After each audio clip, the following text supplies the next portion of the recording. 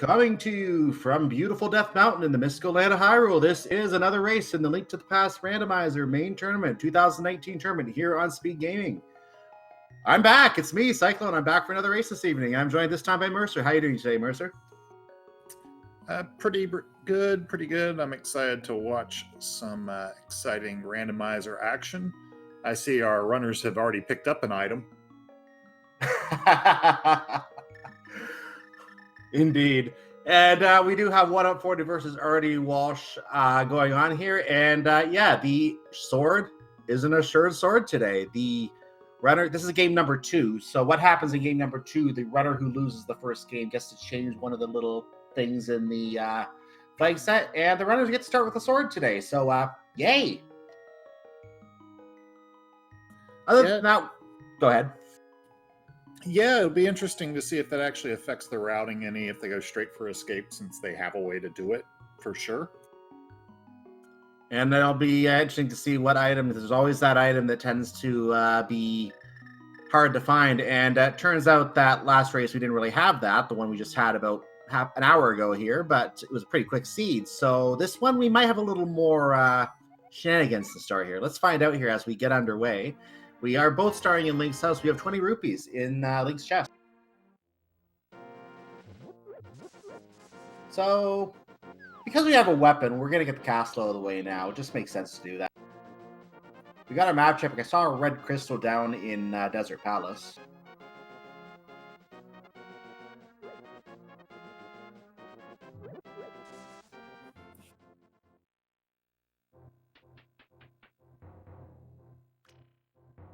And we're going to get our look and see what Uncle has. And Uncle provided today some blueberries.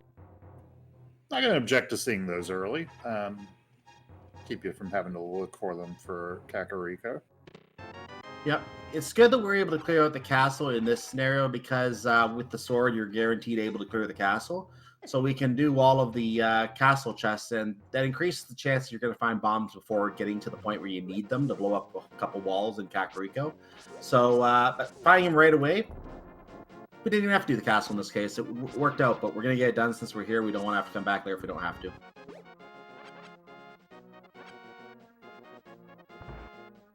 Looks like hearts on the tree pole today. I think I saw that there.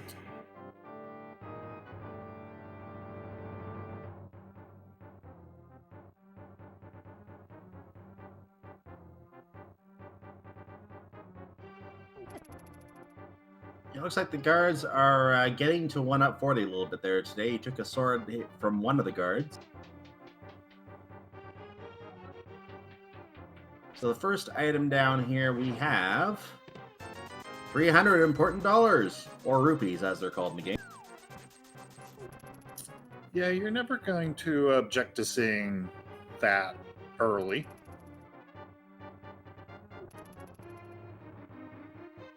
It certainly does help with things like the Zora check coming up later on once we have material to get up there. And there are other things that are purchased in the game too. You may want to, do some digging in some guy's backyard to look for an item. You may want to get into a palace that may or may not be a dungeon you have to complete later, or that you might have to find an item in. So it comes in use. And look at that. There's our 10 bomb item pack right there in the castle.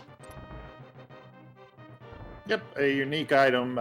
There isn't a 10 bomb drop in the default vanilla game. It's added for the purposes of when you're doing standard and you get bombs for escape.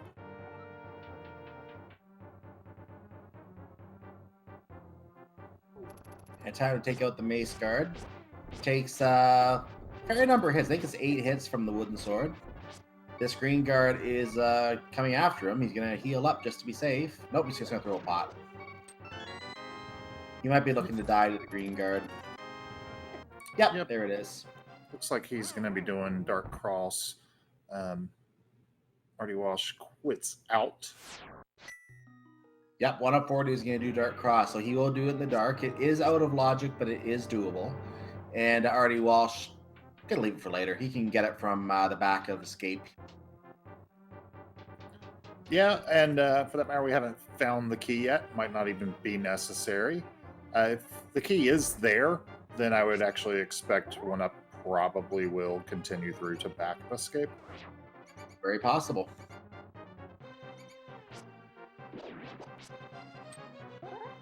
Although Key Rat in the Dark sounds unpleasant. We're already getting our South Shore check. We found the dam, and 300 rupees are in the chest in the dam. We're getting this South Shore before Kakariko, it looks like. Now, I'll be interested to see if he goes over to check Agina while he's in the area, because that would avoid orphaning that check later on.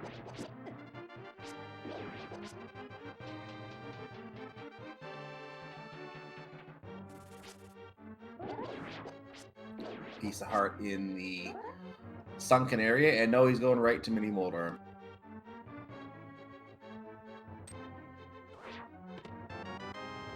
That was a key. He's probably going to continue in the dark. No, he's going to quit. No, yeah, I don't blame him. Key Rat in the Dark does not sound like a lot of fun on 2 hearts.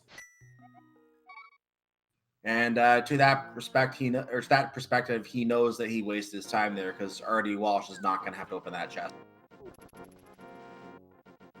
Yeah, there are certain layouts, like if we find the lamp and the glove is in the back of Escape, then it's possible, but even then, Oneup will have to walk past it again. Ooh. Mini Molder Cave not paying out as well as we would like, but we did find a bottle which would give us access to Sick Kid, but we found a much more important item that lets us, well, do some swimming.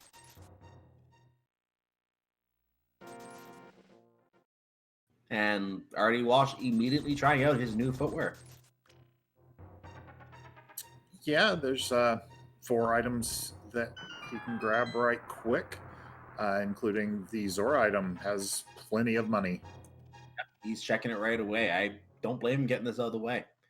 So the items in the waterfall cave include a moon pearl and a second shield. We already have a fire shield.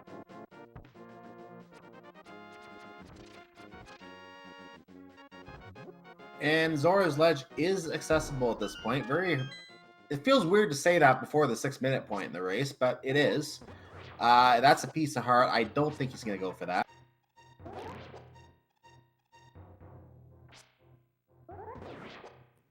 He probably wouldn't give us access to it if it was any good. Yeah. By the way, how do you like the sprite sections today? We have a Mario theme going on here today. Bowser versus Boo. I mean, the Bowser's nice. I feel like the Boo is just not very in flavor. It's moving towards enemies that are looking at it.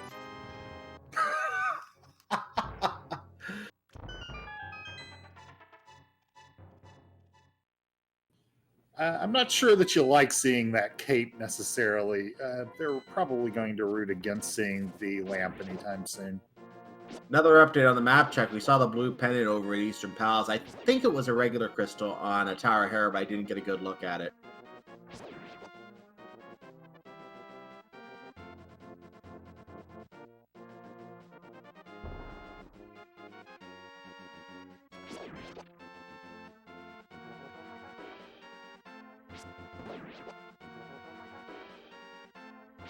So we are going to get a check at the Ice Rod Cave. Normally where the Ice Rod is, that's why we call it the Ice Rod Cave. We're also going to get a look at the Lost Woods. This area is protected in the Ice Rod Cave, that is, by some very, very damage-dealing crabs to deter runners from coming to this area, but it doesn't stop our runners. We found some arrows in the Lost Woods, and the item in Ice Rod Cave was equally useless. We've had a lot of bombs early. A lot of the random enemy drops have been bombs as well. It's a very rich seed in that regard. Well, at least you know they're not going to have a problem with explosives in any way.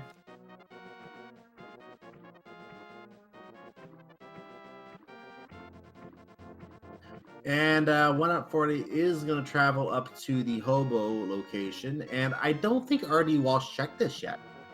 I do not believe so. They routed up to Zora and then headed out. We're going to get a look at the blind hut. Let's see what the Hobo item is first. Buddy! I shouldn't be so excited. We have enough of it. And there's the single green rupee. More money. More blueberries. And we just saw the Harketeer, a little leg spike there, but we saw the Harketeer in that last chest. And let's see what the final chest here has. More money. That was not useful. No, not impressive.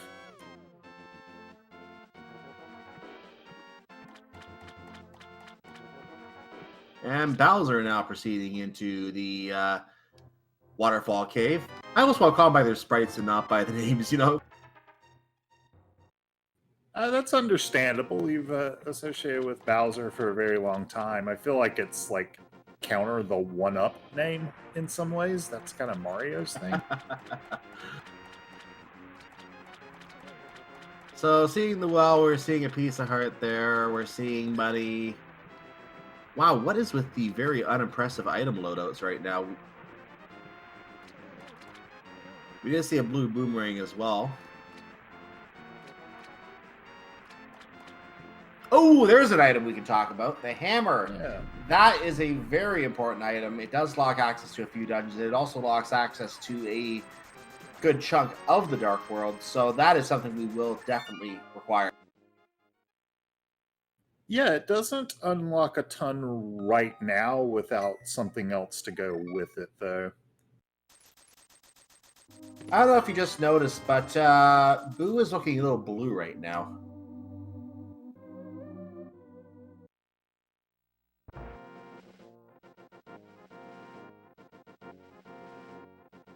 Oh, that's nice of you, Sick Kid. You just gave us another bottle.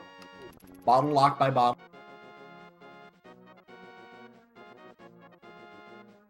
Master Sword. Yeah. So not lacking for early weaponry so far.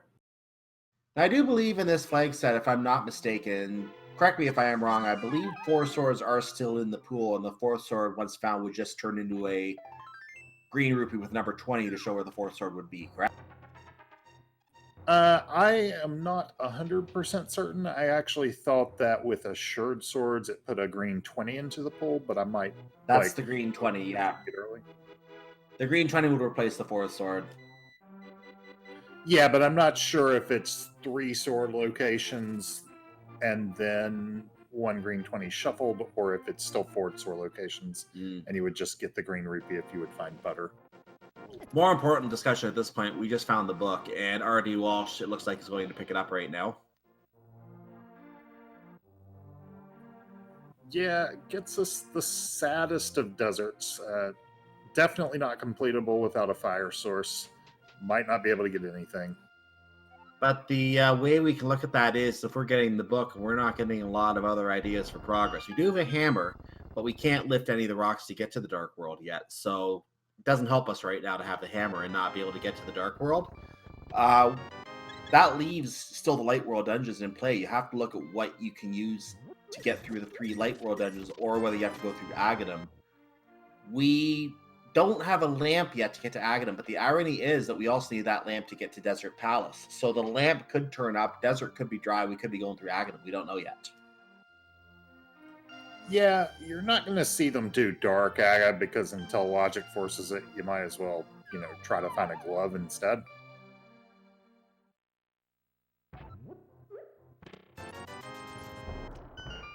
So heading towards Eastern makes sense. You're going to be able to get either 5 or 6 items out of this area. Desert could have as few as 2 available, depending on the layout of Desert itself. Oh, wow. We have a mirror shield already. We found the shovel next to it.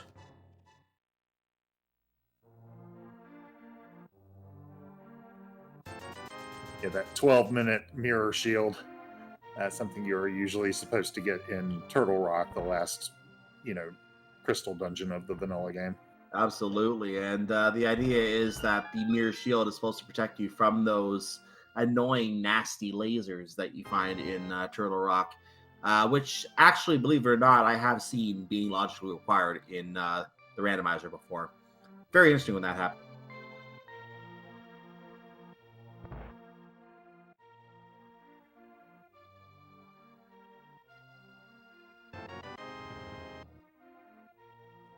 Oneup also getting their B from the Sick Kid.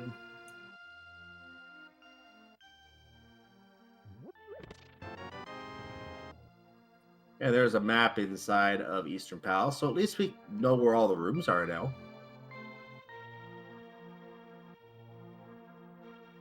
So something tells me rdwalshv already knows where all the rooms are. You might almost say you could do some of them in the dark. But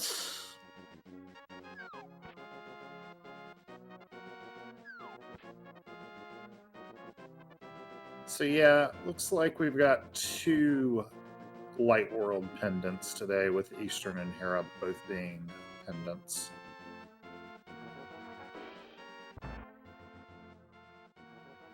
we're getting confirmation that Hera was a red pen. I thought I saw that on the last map check that rdwalshv. I wasn't sure, but we do have a confirmation now that Hera was a red pendant. So 2 pendants are in the Light World, and that's a vanilla red pendant. Oneup40 going to come upon his book right now. 8-second race game, not bad. There's the big key for Eastern Palace. Yeah, so the big chest will be in Logic. The vanilla big key location won't be unless the lamp is right here, but rdwalshv will almost certainly get it. Nope, not a lamp, it's the bombs. So Agena/Desert is really our only progression, and the dig spot. Can't forget the dig spot. Yeah, the dig spot, which at this point is probably going to be the lamp sending us back to Eastern Palace. And eventually to Aghanim. It is starting to get dry. Like, things are starting to dry up very quickly, though. I don't see a way to Death Mountain yet, so Death Mountain is completely out of play. That means Tower Hera is logically out of play as well. We can't even lift the rock to do it in the dark. Like, it's completely out of play.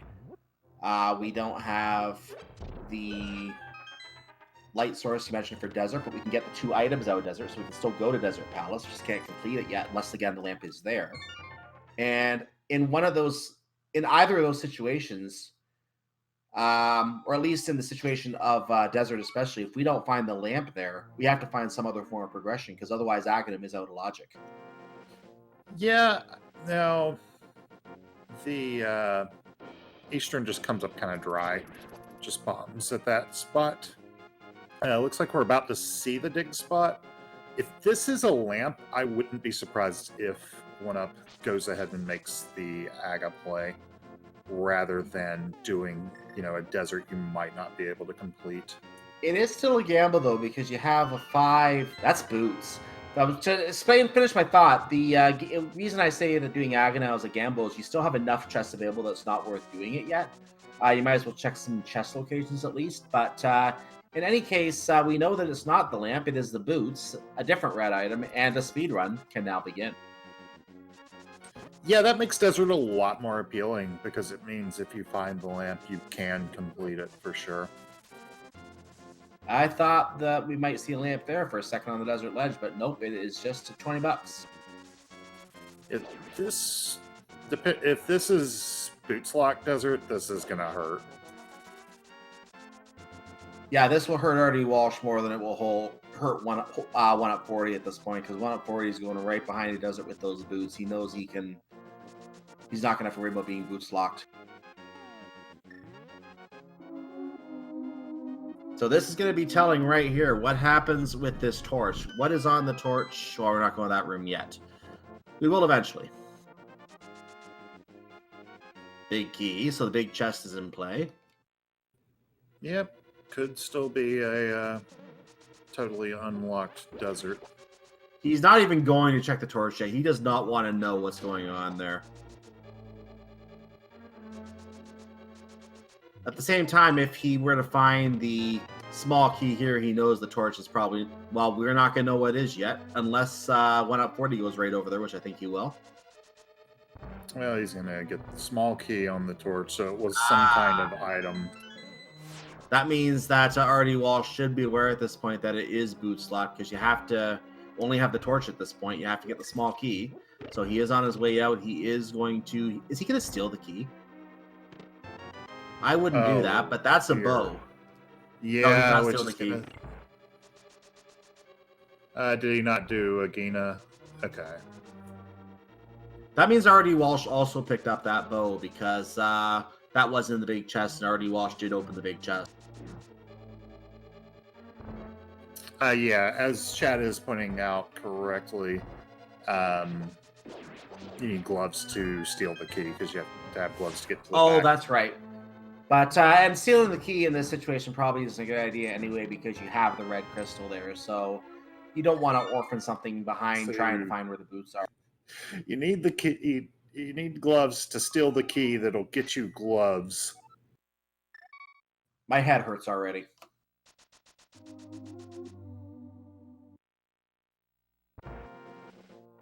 So that means our 2 items in desert were bow and gloves.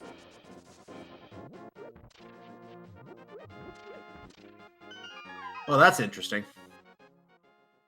So using those gloves immediately to check the back of escape, Oneup40 not going to have to go dirt cross and see that there's a key there because the key's not here. There's our ice rod, I believe that is, and that is our bacon blade. rdwalshv now getting his boots and probably gnashing his teeth a little bit. Yeah, it's unfortunate. Only spot you really had to go to there, so totally reasonable to go. I mean, it's fewer items. Like, the only way it really punished you is for it to have boots, and it did. The one thing that could punish you in that location for him punished him today. He will get our Bonk Rocks checked. Meanwhile, we have a green pendant in Turtle Rock, and I saw a red Crystal 5 located up in Skull Woods. I'm sorry, did you say we had a pendant Turtle Rock with an early ice rod? Who would have thought it? Oh, a green pendant Turtle Rock. What's more? So, Sahasrara tidings. Meanwhile, we're in the not very hype cave. Let's see what garbage is in here today. That was a set of bombs. Another set of bombs. That was 20 rupees. That was 50 rupees. And some medicine. So let's sum up what we found here. Oh, is that a hook shot on Lumberjack Ledge? I didn't see it, but I'll take your word for it. The Aga 1 dies and the Aga 1 lives again. Oh my goodness. That is actually the second time already in this tournament on my commentary that the hook shot has come up big. I remember qualifier number 4. I don't know why I specifically remember qualifier number 4, but I was on the call when the hook shot was on the pedestal there. Now we have a hook shot at Aghanim. That hook shot is doing some interesting things in the item placement in these seats. And that is going to be required to, meaning Aghanim, by logic, is required. I believe the hookshot was also on PED on the tournament reveal seed. Oh, wow. I was busy that day. I didn't get to see that one. And we're way past Hype Cave, so I'm not going to ask you to worry about rating the Hype Cave anymore. I would call it about a 1 for the bottle anyway. So rdwalshv going to go to Ice Rod Cave, going to get his prize from revealing this location. That was our 3rd bottle. It's 0. We're going to get our catfish check.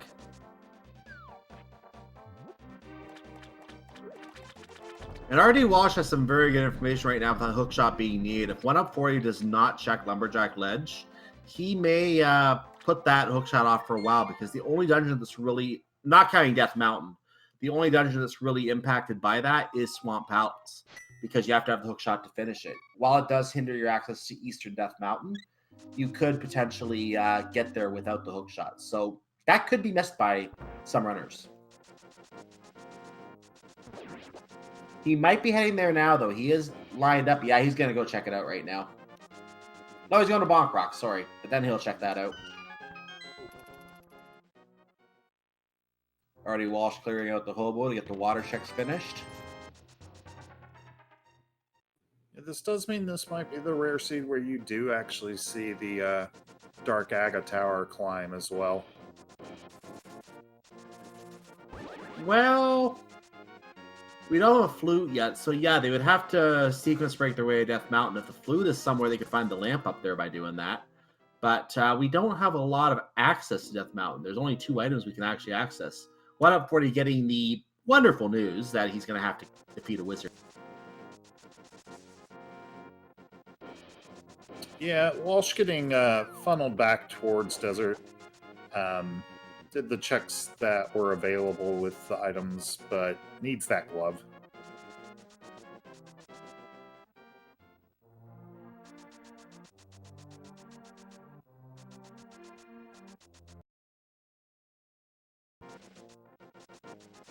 So rdwalshv re-enters desert. Oneup40 is going to take an all expenses paid trip to the Dark World.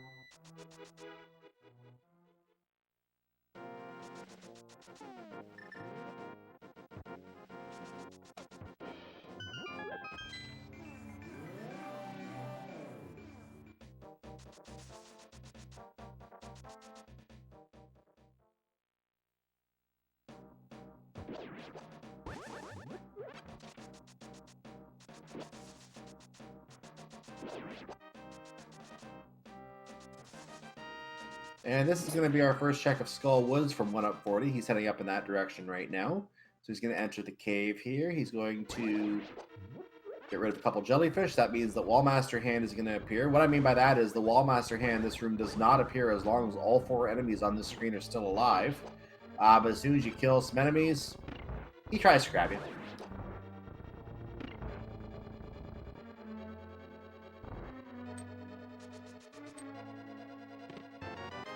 We have our first key for Skullwoods. And he takes the, well, he let the enemies give him a hand.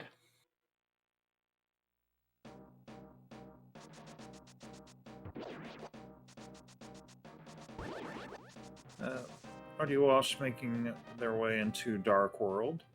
A little bit behind, but probably going to do some of the same checks. Might order them different, so we might see some new information along the way.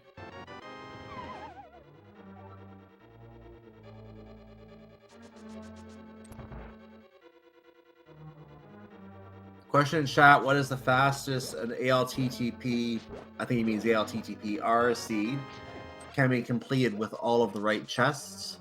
I don't know what the absolute fastest is, but let's just say that if you know where everything is because you're playing in a format that allows a spoiler log, you can do these easily sub-hour. In fact, sub-50 is even possible. One of the fastest times I've seen is under 44 minutes, like a 43 something, 43 and a half, 43:15 or something like that.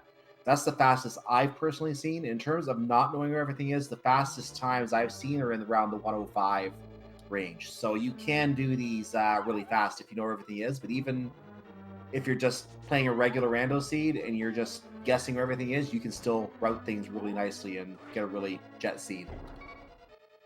Oneup goes for the hover a couple of times, ends up bomb jumping it. Going to take a death for the refill and exit. I feel like if you planned a 0-0 fast seed to give you the items you need, you could probably finish in about 6 minutes.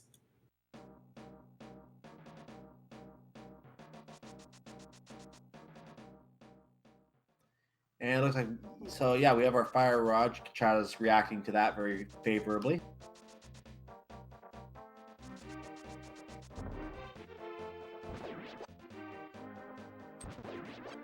Yeah, that'll be actually a nice catch-up possibility. Oh, going Aga ahead and going for Aga, yeah. I assume this is not. I mean, they have to know it's the key in Dark Cross from process of elimination. So he's already done the castle. He has to be going to active at this point. Meanwhile, C-shaped house, single green rupee. Not a unique item. There's 2 of those.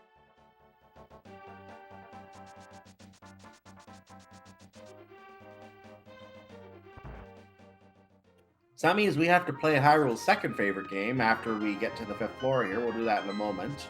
But be ready for that, ladies and gentlemen. Meanwhile, Oneup40 is going to give us a look at Thieves' Town. Since we have items in there, we're going to pay a little more attention to him and see what we pick up here for the time being. 4 chests here in the front half of Thieves' Town. First one right here at the back. And hello, Titans Vic. hey, French vanilla. That's interesting.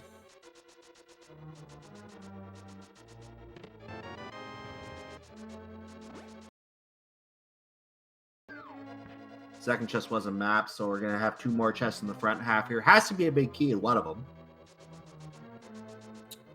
Walsh having some trouble finding the torch here. Got it there.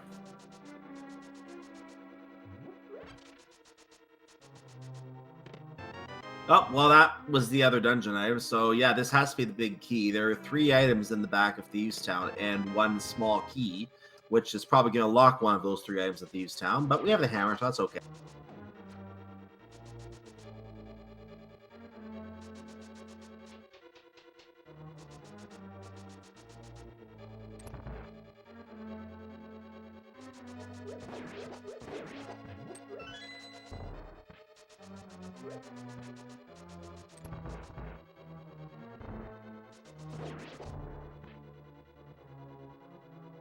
So Oneup40 is making his way through the rest of Thieves Town. rdwalshv is still in the dark. This is a challenge. The lamp, it could be here in Thieves Town. Oneup40 knows the items required, maybe waiting to see if he finds the lamp to make it just a little easier.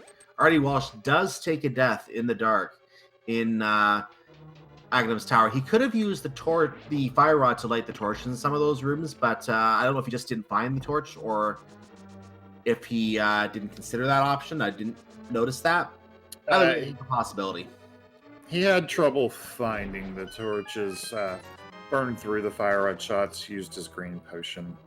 I did find some of them, but then got further along and had some more trouble.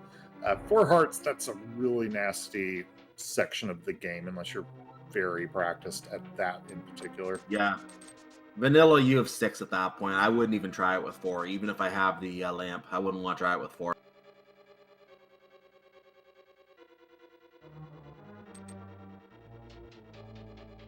At least not unless I have the temper sword like Oneup40 has. Speaking of, he's on the way to the basement right now. Yeah, worth noting, while he did use the green potion, actually at that death did a hard reset, so has it back. Absolutely.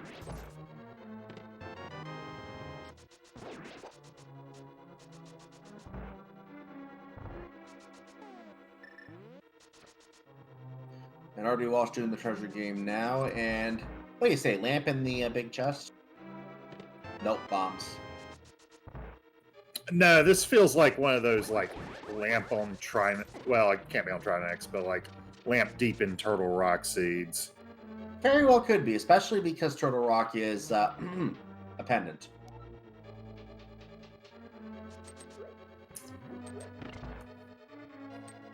Flute and Village of Outcasts. I guess Oneup has not gotten that just yet, but probably will get it immediately after Thieves Town. And our Remember to just activate it. And our blind pun of the day: a baker's job is a piece of cake.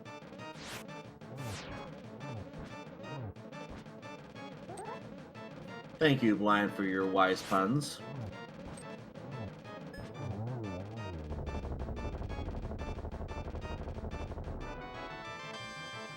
That was $20. So Thieves Town.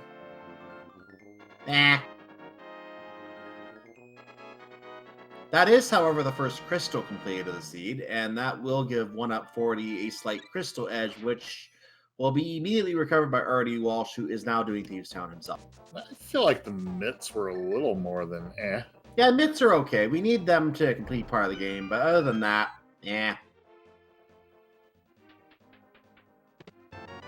Flute. And we might have seen that rdwalshv side already. I just didn't see that. I mean, rdwalshv is going to have access to Ice Palace after this with the fire rod. So we'll Oneup, assuming that they don't skip the dig game, and they're heading over there now, so they'll have their fire rods shortly. We are going to see the digging game. I think this is new information, so let's see how many digs. No, that's the Never fire rod. mind. That was the fire rod. I didn't see that either.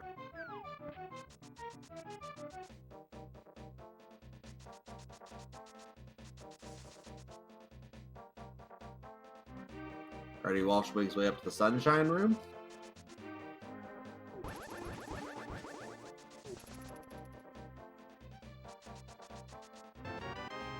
And Stumpy gives you some money and then turns into a tree. That's a really sad story.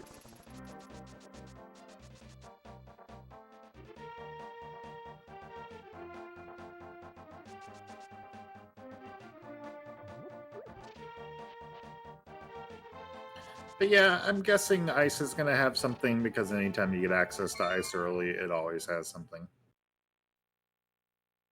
Comment in chat as well, and thank you for JLo for mentioning this in the chat. This is actually very Valid. The Fire Rod does put the Pyramid Fairy into play, and the reason for that is because Desert Palace can be completed. That is your fire source to light the torch. You are also able to do Skull Woods because that unlocks Mothra. So that Fire Rod by itself simultaneously gives you access to both those crystals and puts Pyramid Fairy into logic. Yeah, the Smith's going to get a minor tour, see some graves, that kind of stuff. Oh, hello, That is Smith. butter Here's a sword. butter.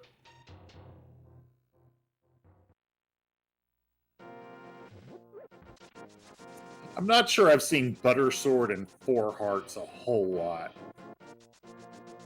Well, they started with a free sword. Technically, it's a temper sword right now. I mean, you can say that, but it's still yellow. Well, let's remember something, too. Because there would be 4 swords in the pool, the randomizer, before I talk about that, we're going to get some music.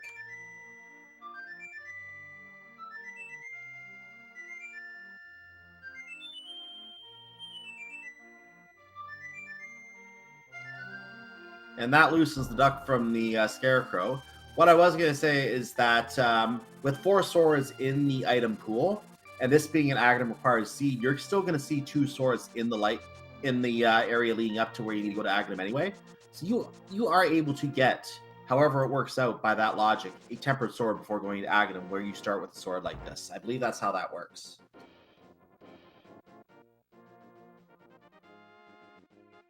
I will admit I do not know on that front. This blind fight is not... Okay, he's using the cape. It is a little free.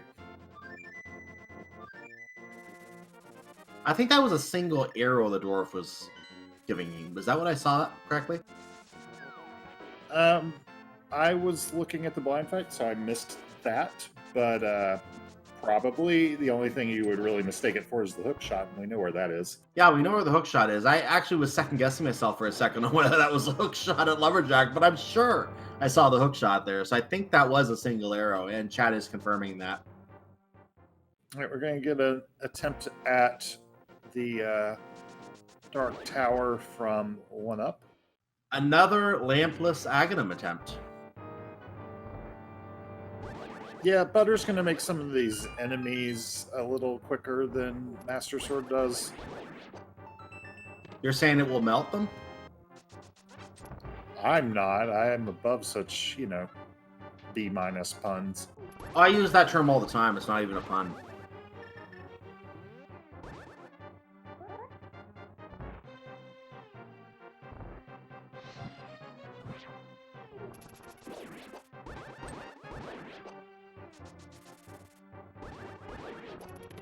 So there's the second key, and obviously the 2 chests in here have to be keys because there's a locked door behind each room where you find it.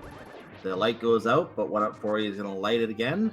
And there he is through the locked door, and he will now proceed past these 2 really weird guards that just hold a sword and rush at you. And he's upstairs. Yeah, that's the less bad set of dark rooms, I think. But we'll see how this part goes.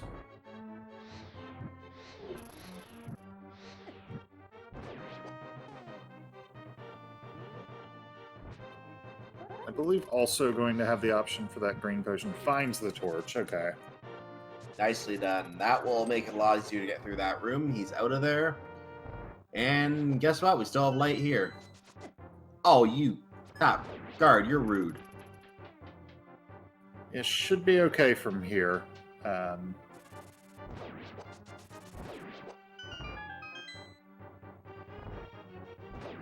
rdwalshv frees the duck. Swag Duck Air is now open for both runners, and we are still only on 4 hearts, by the way.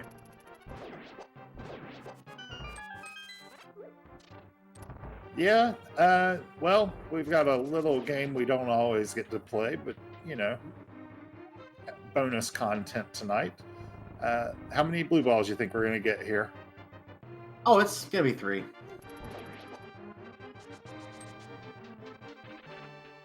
I am guessing 15 until I'm right, someday. I've seen it in Vanilla Seed before, but not very often you get to see it at all, even in Vanilla Seed. So we'll see. While Zelda is once again sent to another universe, I don't know why she doesn't ever avoid that, because she's been through this a million times.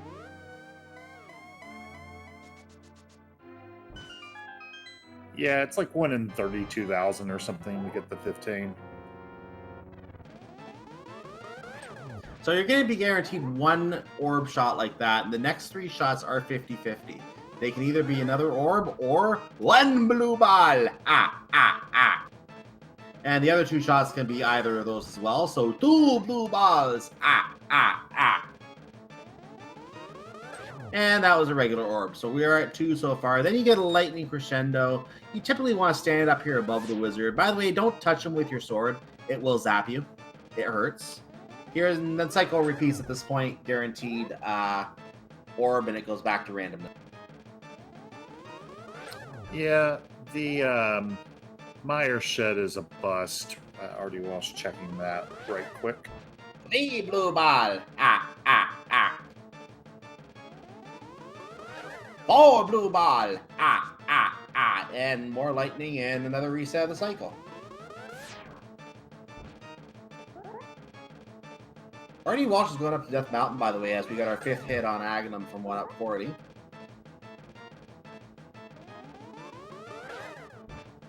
Five blue ball. Yeah, there's not a ton of checks that can be made on Death Mountain without that hook shot or the mirror. I know we called him out for a comment earlier, but congratulations, J-Lo, on being the winner of the Blue Ball guessing game. Unfortunately, we don't have a prize for that. We saved the budget for Ganon's Tower.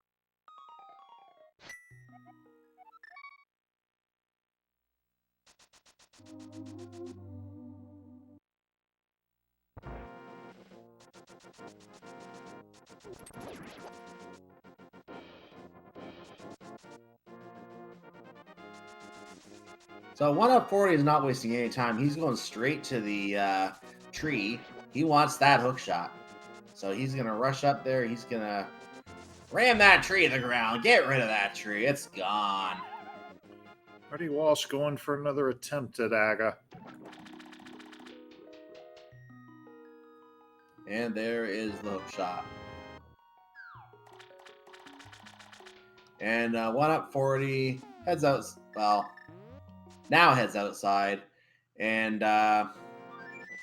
blows the recorder and is out.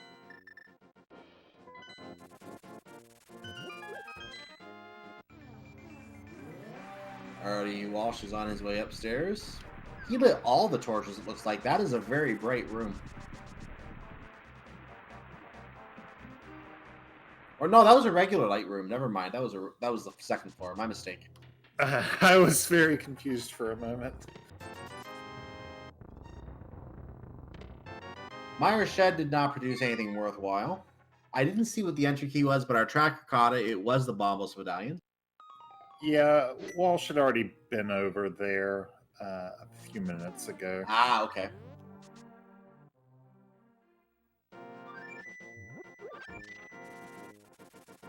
rdwalshv is taking advantage, as I thought he might, though, multiple lanterns there, so he did have 2 lit there at least.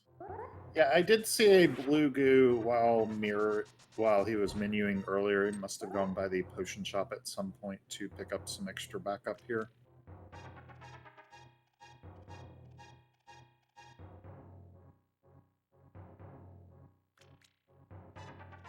All right, gets the torch. Should be. Ooh, he's gonna have to light another torch if he wants to see that.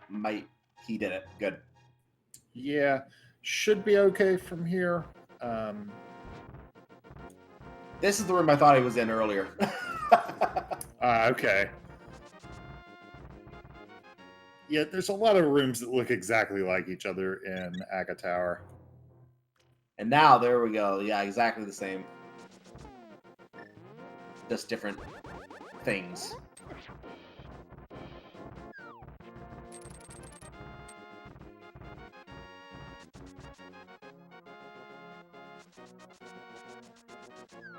To answer you don't chat, see that very often. is not possible. There is a dark room in Turtle Rock.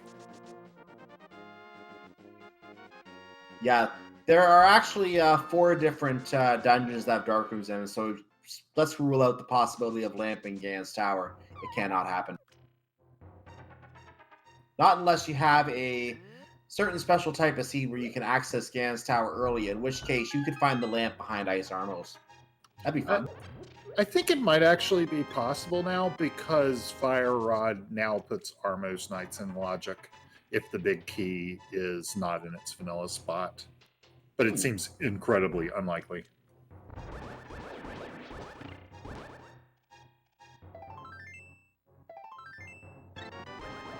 If that ever happens, I want to see a clip. That's all I'm gonna say. Paradise Cave is a bust.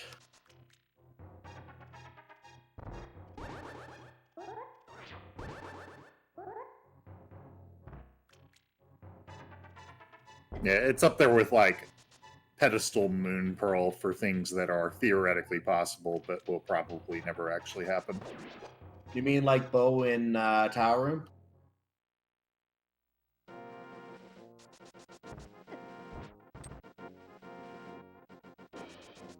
Yes, that's happened, by the way.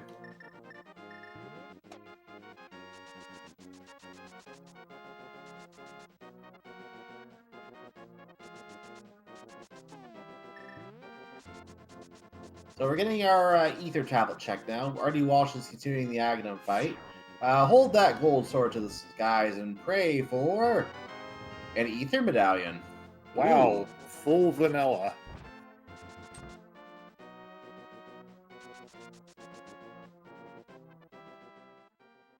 Well, at least you knew where to find that.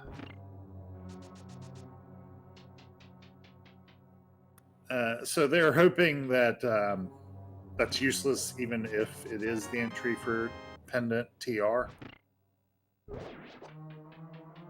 Yeah, if you go over to TR now and you find that entry key, you're kind of panicking. You don't want to go in Turtle Rock if you don't have to. Yeah, they'll have to find Samaria before that's even an option, but still, you don't want that. There are still a lot of dungeons they could technically complete now as well. Desert Palace, you have a fire source now, so it is completable. You have boots to get the item, which rdwalshv didn't have at the time. Oneup40 did. So with the fire source, Desert Palace can be completed. Tower Hair we're doing right now with Oneup40, so that will be completable. Palace of Darkness, we have Hammer, we have Bow. It is completable. We just would like to have a lamp. Swamp Palace, I'm just double checking. I think we have everything for Swamp Palace. No, we don't have a mirror. We need the mirror for Swamp Palace. Skull Woods can be done because we have the Fire Rod. So yeah, a lot of dungeons can be completed. So yeah, Turtle Rock is still far away. We're not going to see it for a while. Yeah, I'm a little surprised we haven't seen Pod yet. They've had everything except Lamp for it since getting Dark World access. And if you're willing to do Aga Tower in Dark with just Fire Rod on 4 hearts, I feel like you'd probably be okay in Pod. Yeah, that's probably the hardest side of Arkham City with the pits everywhere sending you back to the beginning of the room. So I would agree with that. There's the key. We didn't see both dungeon items yet, have we?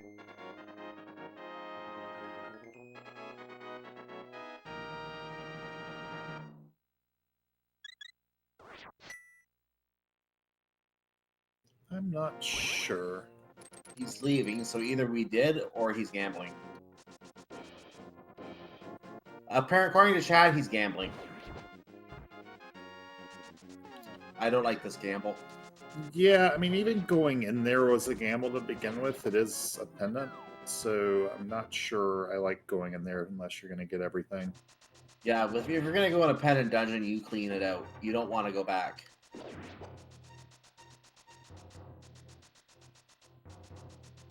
And he did pick up the Fire Rod. There's no reason he couldn't complete it unless he forgot he has the Fire Rod.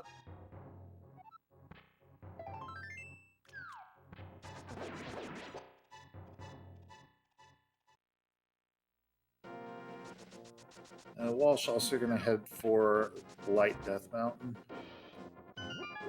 And then probably also Dark Death Mountain.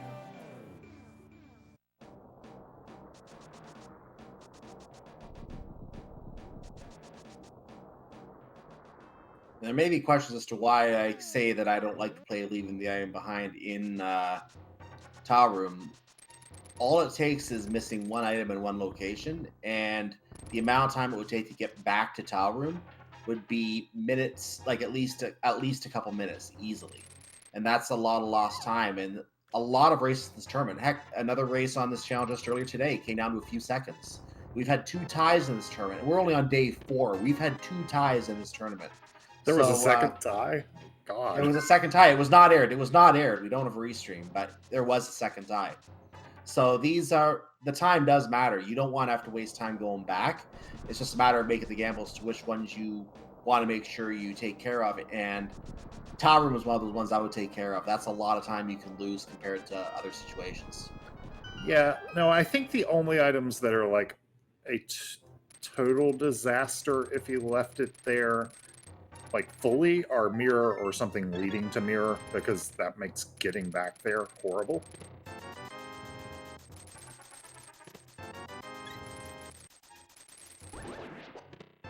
Oh, we found the cane of Burna in Hookshot Cave.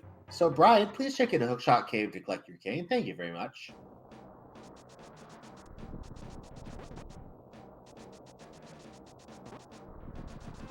Yep, probably going to see a Spike Cave check here.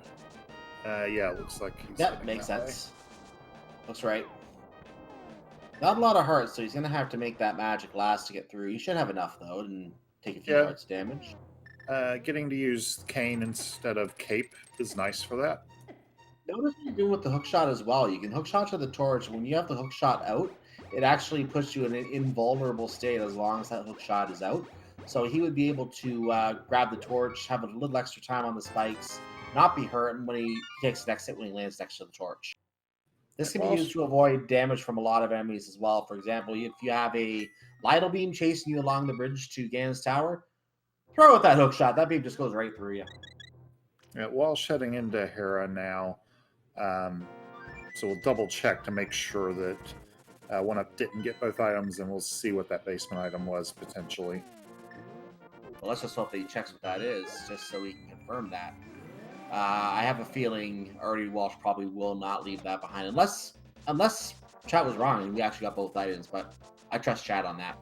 Yeah, that's why I'm just, trust but verify, so I'm just going to watch a little close as he goes through here. Mm-hmm.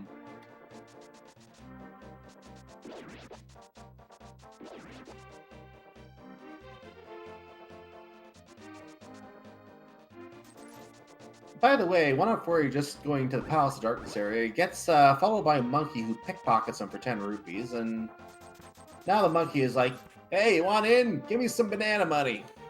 So we paid off everyone's favorite contortionist, Kiki the monkey, and we got 5 items in here, 6 keys, and the usual batch of dungeon items.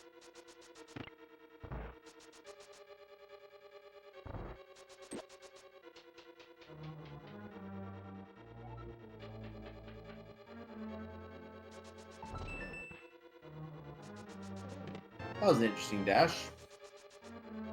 Sorry, chat. I've had chat tell me Desert Palace was confirmed boots locked when it wasn't a few too many times.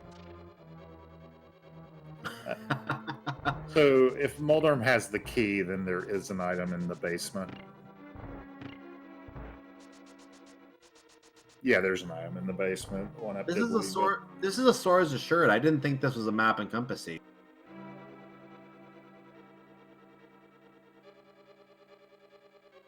And our runners are both apparently thinking. Well, one is celebrating, the other seems to be thinking.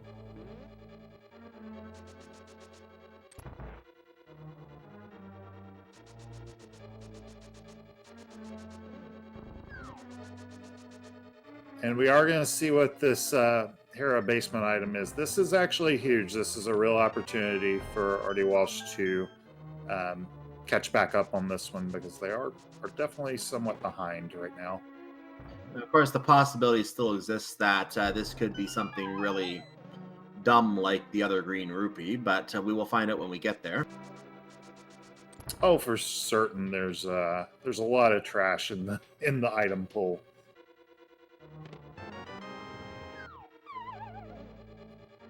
I think the worst case for Oneup again is the mirror, but could be bombos to get into Mire, could be the Cane of Samaria, a lot of other items that would keep them away for a while.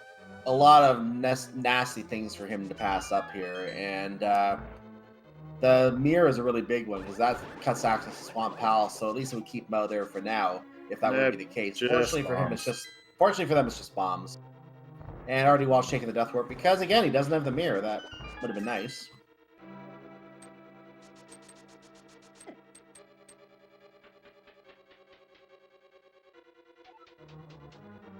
So, well, I just spoke about the mirror, and there it is in Palace of Darkness.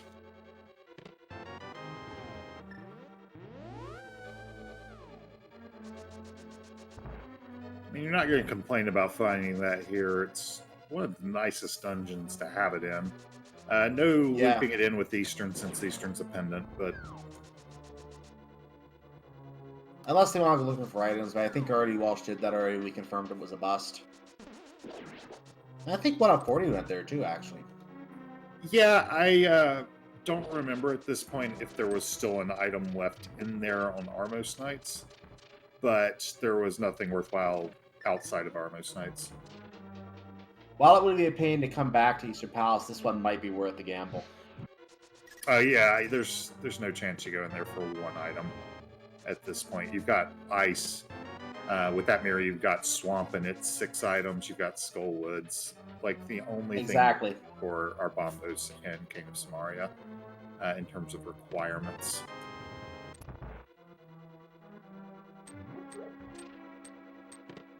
And there's $5 in that chest. To answer chat, both runners already cleared out everything except Armos Nights in Eastern, so there's no early checks to grab.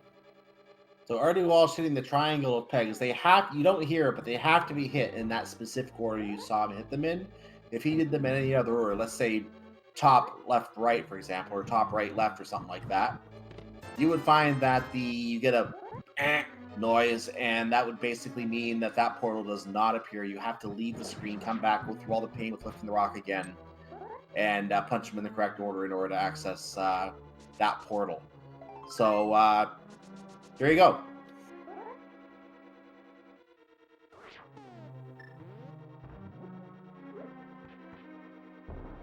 We're going to go look at Hookshot Cave. We have the Hookshot, so why not?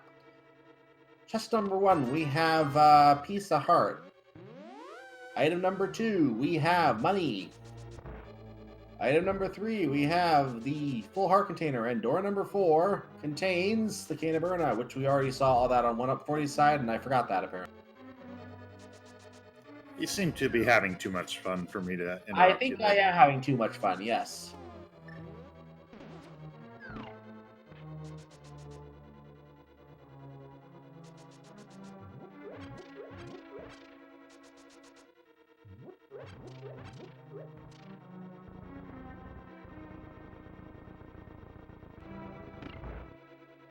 To answer chat, Turtle Rock is not in logic at all. They can walk inside, but they can't get past the Cane of Samaria required to get in.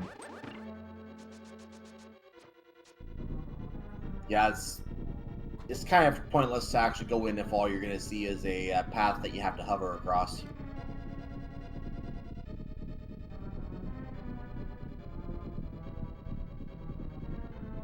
So the wall finishes moving. We're going to go down to the basement. We're going to be in the dark once again, flailing around for a torch. Yeah, this room can be pretty nasty if you don't have the fire rod, but with the fire rod, the torches there help a lot.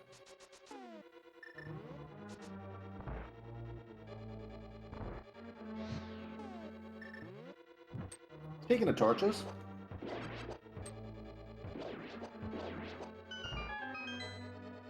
okay, I do like this play from rdwalshv. You know, you've had access to ice for a little while now, and a lot of times it does have something. 3 items in here. So we will follow the items for rdwalshv in here, but first we have to talk about Oneup40 fighting the King, who hides behind the mask. Do you think he's shy or just a masquerade ball performer or something? I always think of masks and masquerades as like sinister, like Mask of the Red Death, Edgar Allan Poe stuff. I see.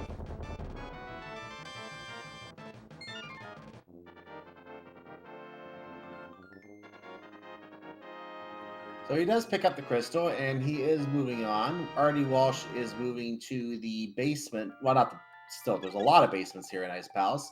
He's moving to the next basement in Ice Palace. Okay, one up is mirroring. Is it just for the flute? Yeah.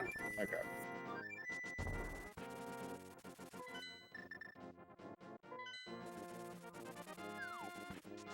This looks like a swamp play. Definitely looks like swamp play. No, well, he does a mirror. He can check Bombo's tablet first. It would be a very bad swamp play if he did not have mirror. Exactly. He is not checking Bombo's tablet first. You could grab it on the way out if you need to. You're 2 items from go mode, so it's possible both of them are in swamp and you can save the time. I would still say Bombo's tablet first because it is the leftmost of all the checks here. Get out of the way, go to swamp, go directly to ice, do not pass go.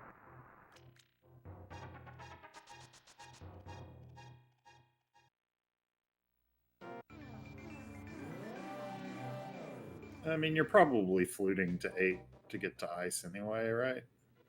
Yeah, you could, but you have to go to the light world to do that. You have to go to the light world to get into ice anyway, right? Yeah, true. I guess it could work both ways.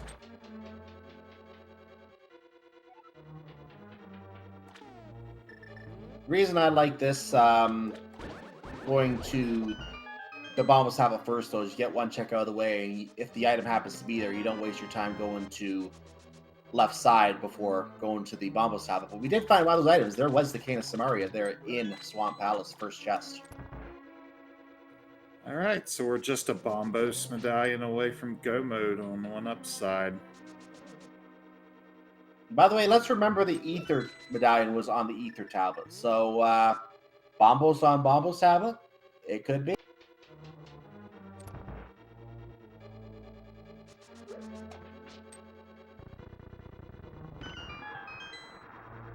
Now, the bad news in terms of where the Bombos medallion can be is everywhere that isn't inside of Misery Mire or GT. Correct.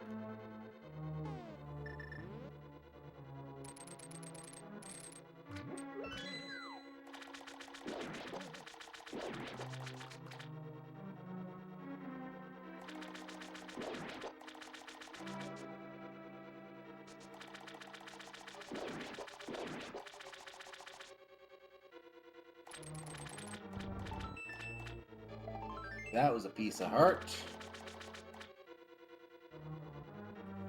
Meanwhile, we have the big chest in Ice Palace, and that contains a map.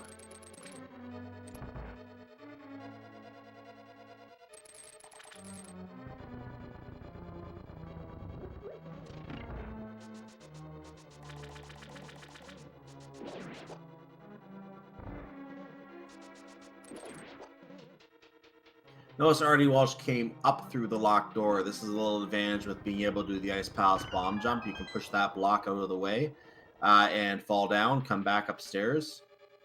It's like the locked door is not there. You don't have to open it. Yeah, that's very high on the list of first tricks that are worth learning. Indeed. I still can't do it well. I've done it on my 3rd try, but I can't do it consistently at all.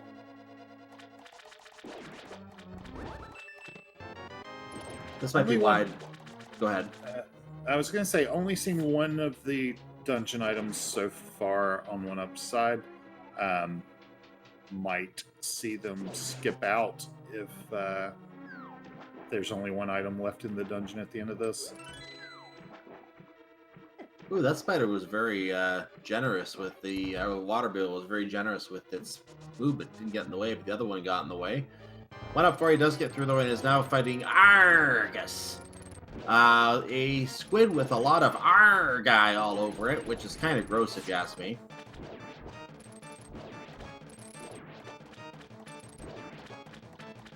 Oh, he dispatched those pretty quickly, so Octopus jumps in the air, give it a nice swing with the gold sword, a couple fire rod shots. See ya! Well, it's kind of fun that the boss gives its own big key. So I'll Yeah. pause. Go ahead. That means 2 items left. I'm guessing we see Oneup go back in. At this point, I would guess that he would. And at this point, he probably has to, because rdwalshv did not find anything in Ice Palace. So it's a good play to... Okay, then. I'm okay with this. There are a lot of items still along your path, but it is taking a chance. This is similar to the Hera play. It's even riskier. You're risking twice the number of items, but you do only need 1 for go mode. Yeah, and it's about 3 minutes to get back there, I think. The lamp is here. So that is a logical double dip of pod because the mirror was there. Fun times. Double dip pod.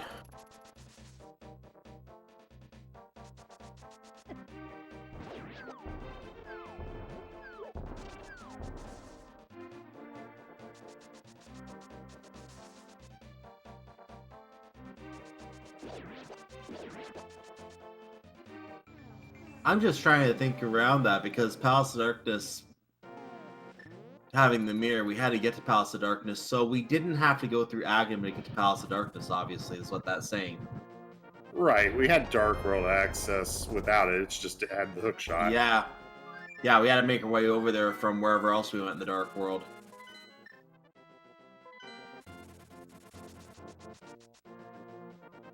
I mean, they could have zoned into Palace of Darkness at like about the 18-minute mark, I want to say. So pretty early accessible, just not nice.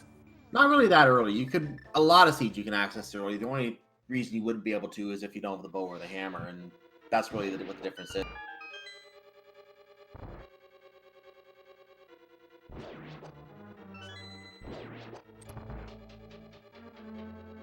But you can't go in without either of those items. You just can't finish it.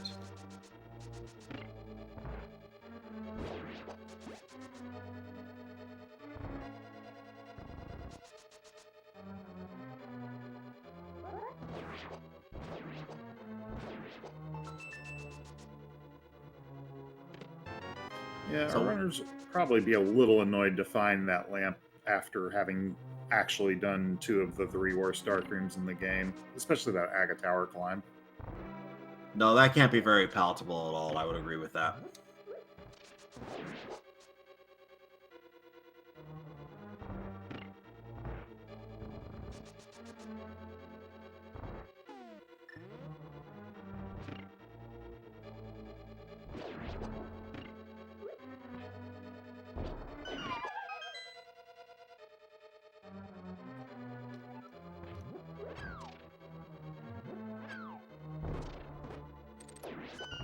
So the runners are retracing each other's steps. This would be a good time to just remind you to follow these runners. They are putting on a good show for you here today in this race.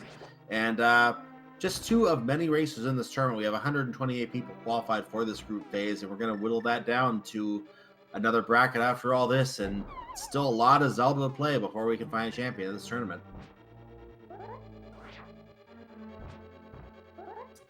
Yeah, in this group stage, for people who might be just watching this tournament for the first time, is he going to try this bomb jump on 1.5 hearts? Does he have a fairy? That is risky. He got it. Does he have a potion or something, though?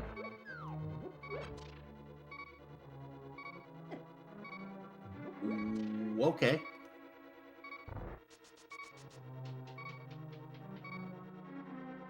He's gonna look for hearts from these Pengators, I think.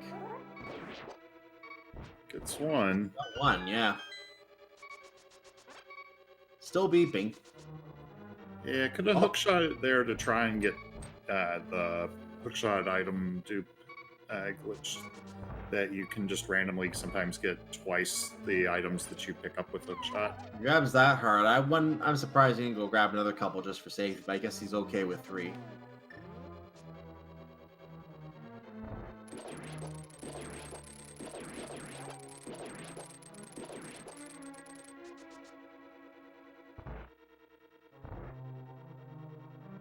Yeah, I think he's safe at this point. We'll have to be cautious on Cold Stare, but can fall back on the cape if need be.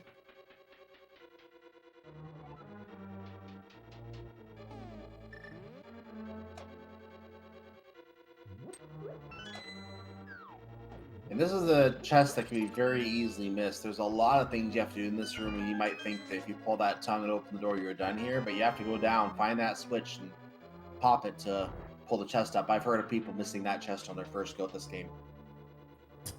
I have to admit, I'm not totally sure what's in that chest in vanilla. I have magic. I missed when rdwalshv picked that up earlier.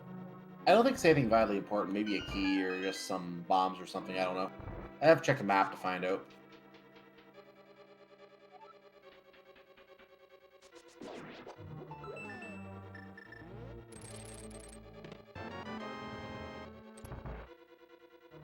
I'm kind of thinking about the way it's hidden. I wouldn't be surprised if that was the big key.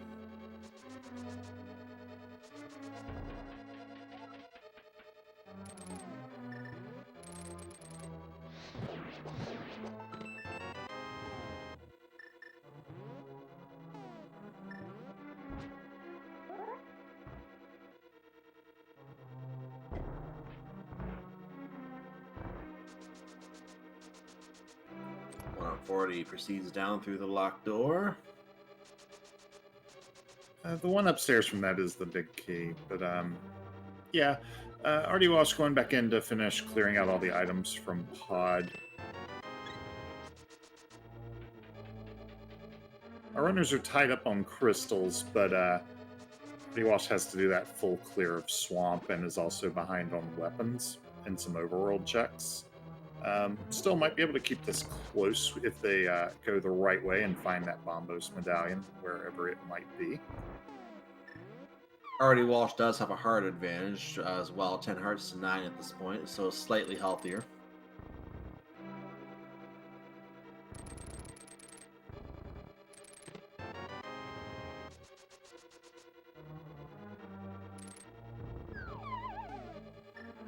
$270 rupees in that room that rdwalshv is just in. We don't need him at that point.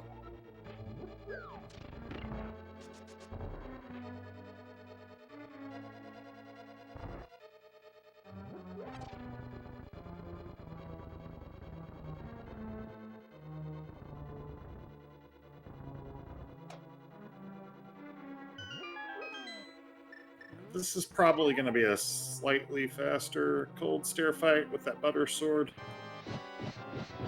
Oh, I would say so. I mean, I'm not going to make the same joke twice, but get them locked in the corner like that. Yeah, brilliant. You couldn't do it much faster than that, if at all.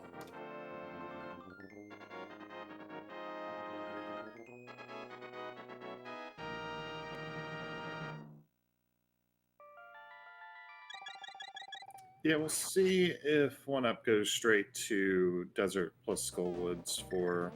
I believe there's still one item left in Skullwoods, and then the Pyramid Fairy. So rdwalshv is leaving Palace of Darkness at this point. He's going to Eastern Palace and fluting. Oneup40 is going north to the portal. Back to the Dark World. Yeah, Walsh is going to do Swamp. We'll see. We'll see if Walsh does left side Swamp, if Bombos is hanging out there, or in the big chest, which Oneup also did not open. Then again, this is an opportunity for a reversal in this race.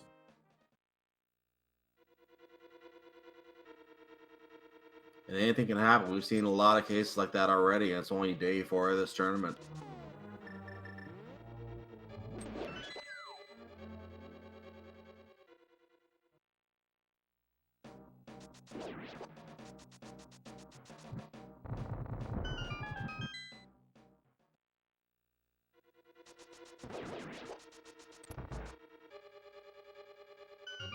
rdwalshv is going to access Swamp Palace at this time.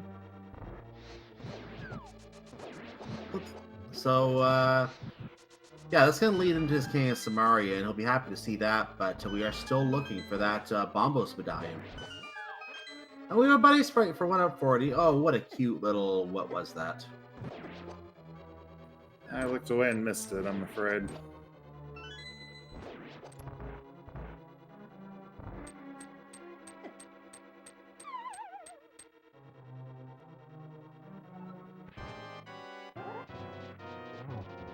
I wonder if it was actually the Kid Coop. I don't know. And what a good Mothula fight. 1/40 putting his Butter Sword boss melting strategies to work here today. They are going away fast.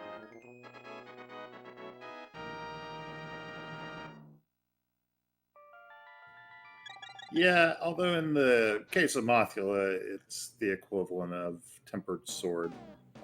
In the vanilla game, Mothula is actually immune to the Butter Sword swings because of also being immune to spikes. Interrupting you, ped check. So get your pedestal hype in chat, ladies and gentlemen. We're going to find out that the pedestal has Couch Cash. Wah, wah, wah, wow.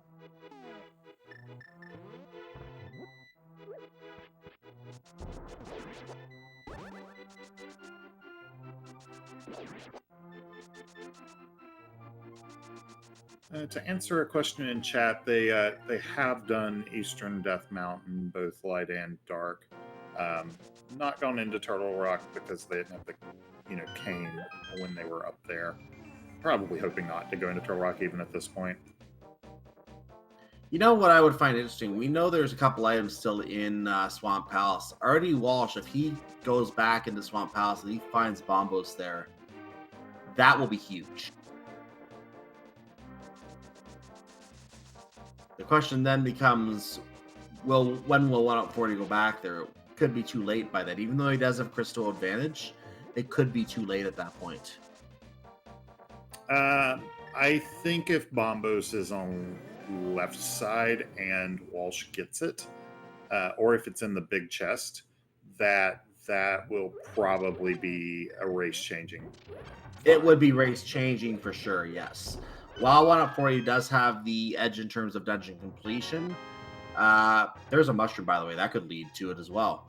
While rdwalshv is behind on crystals, the fact of just getting that, putting him in go mode means stop checking stuff, just get to the end. And at 1/40, he could still go dig in Turtle Rock for all we know. But again, it could be in Turtle Rock, that could be the play. We don't know yet. Yeah, if it is back in Swamp and Walsh finds it, though, I actually think... Oh, look at this! Look at what 1/40 is doing. We have to explain this. He's burning everything in sight. And the reason he's burning everything in sight, and including himself, is because he's going to set up a fake powder glitch here. He wants to check Magic Bat, but he does not have the powder. So he's going to use a trick to activate the King of Samaria. It didn't work. Okay, use the King of Samaria, punch it on the block, turn on the mirror, but the bat appears. So this causes the powder to work, and we have a piece of heart. So it didn't really do anything. Yeah, that does work. At any point, you could use the powder, so you can use that to get a fairy out of an anti-fairy. A little more, timing precise that way.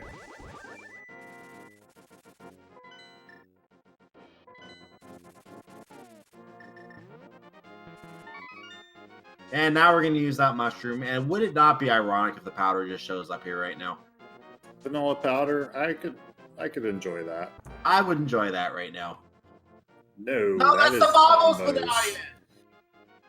Ladies and gentlemen, at 1 hour, 18 minutes, and 4 seconds, I believe we can say 1/40 is in go mode.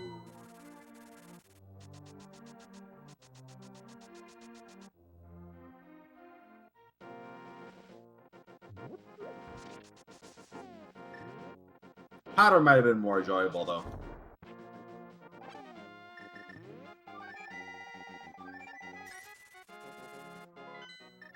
Grabbing a full magic refill there.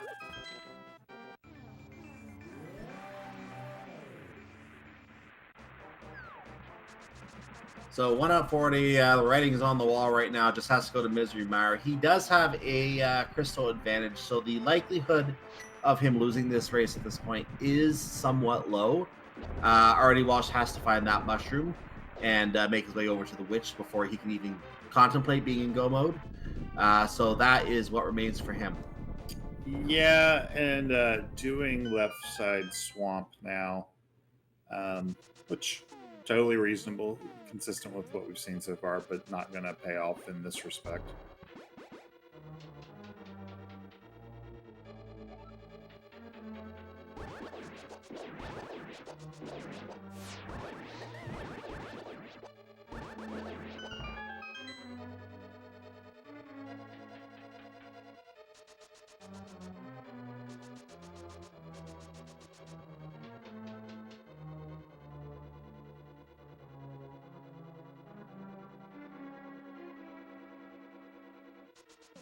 Let's see how friendly Meyer decides to be today.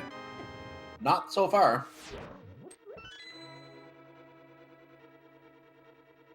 That was the first small key, I believe, and we are now going to go to the bridge of... Well, it actually has an end. The bridge of actual end. And there's our silver arrows. I mean, that's pretty friendly, even if it's not the big key. I mean, I'd take that and before finding a big key. We're going to have to check that chest anyway for the big key, so put something useful there. Sure, I'll take that. I'll definitely take that for this Vitreous fight. Saves a lot of time on, yeah, not only with Vitreous, but on Ganon as well. Like, if you thought the butter sword melted things, silver arrows vaporize them.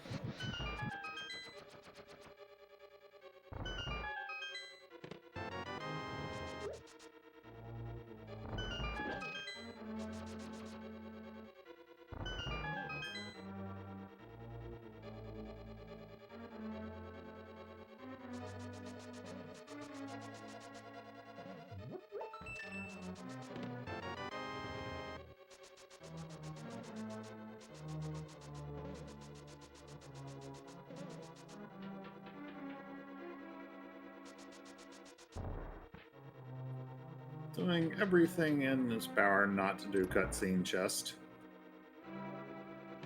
And gets to avoid it.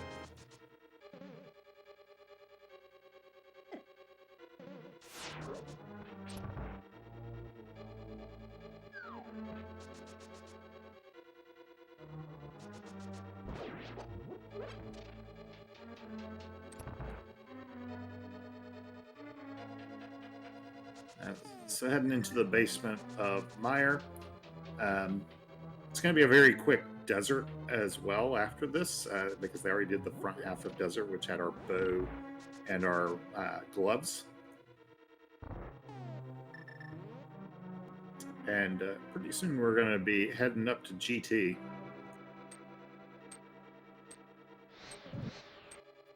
Yep, he's in the dark room of Misery Mire right now. He used Spooky Action Glitch. Do you know enough to explain this? Yeah, somewhat. It uses the splash off of the fire rod to hit switches that are not even in the same room that you're in at the moment. I don't know enough to set it up myself, though. Yeah, it was actually a technique that was found, I don't remember exactly when, but I want to say about a year ago or within the last year. So it is still fairly new tech, and just think about it. This is a 1992 game. We're still finding new tech. By the way, there's a reason you don't get silver arrows before the Vitreous fight. That took about 4 seconds, and this will take about 2 seconds. There you go. Yeah, the crystal animation is going to be about twice as long as the fight itself. Like, can we just skip the crystal animation like we skipped the Vitreous fight there? I'm pretty sure Vitreous has the highest delta between the easiest version of the fight and the hardest version of the fight. Yeah. Ganon's the only other thing in the discussion. I completely agree with you, and that's why I said that there's a reason silver arrows are not available before Vitreous. They're locked by Vitreous. If Vitreous was smart, he would always lock them, or it would always lock them.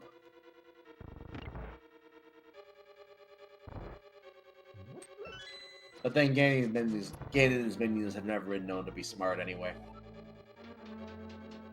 Wouldn't you agree?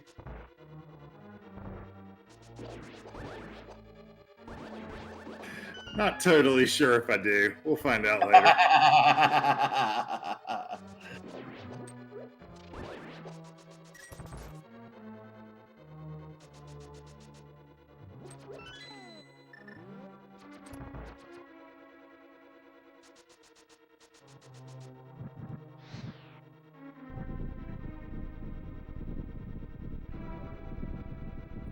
Getting Master Sword plus Fire Rod strats on Mothula instead of the Butter Sword strats that Oneup got to use.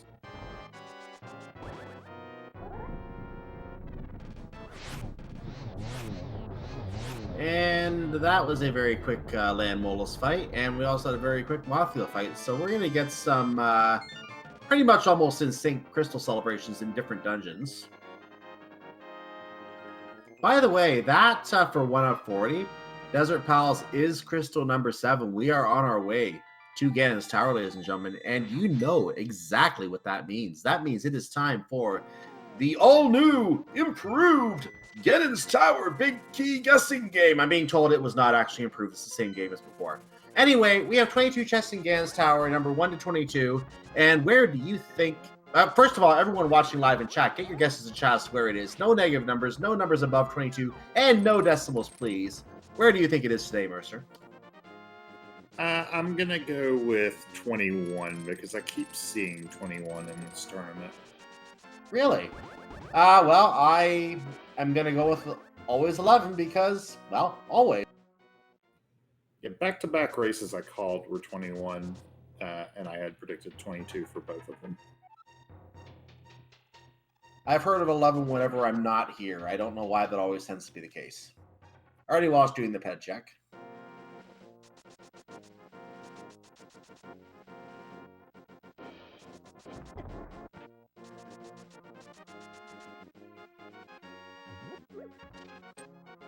Yeah, unfortunately, the check... Oh, is this a TR play?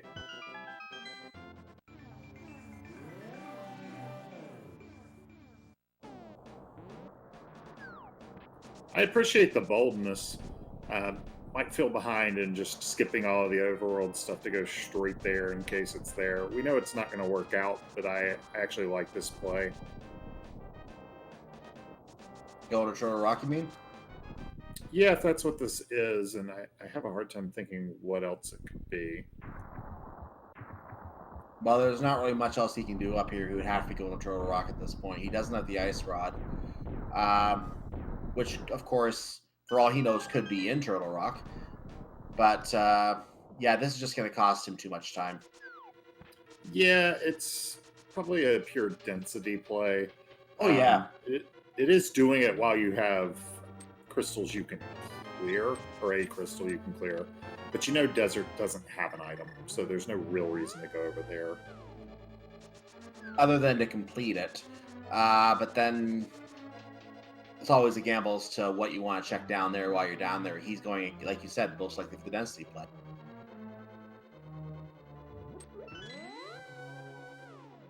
Like, the only excuse you could provide, and I'm using excuse as the wrong word here, but the only reason you could provide... by the way, we had a very early big key. I didn't see what number that was. I'm being told it was 2.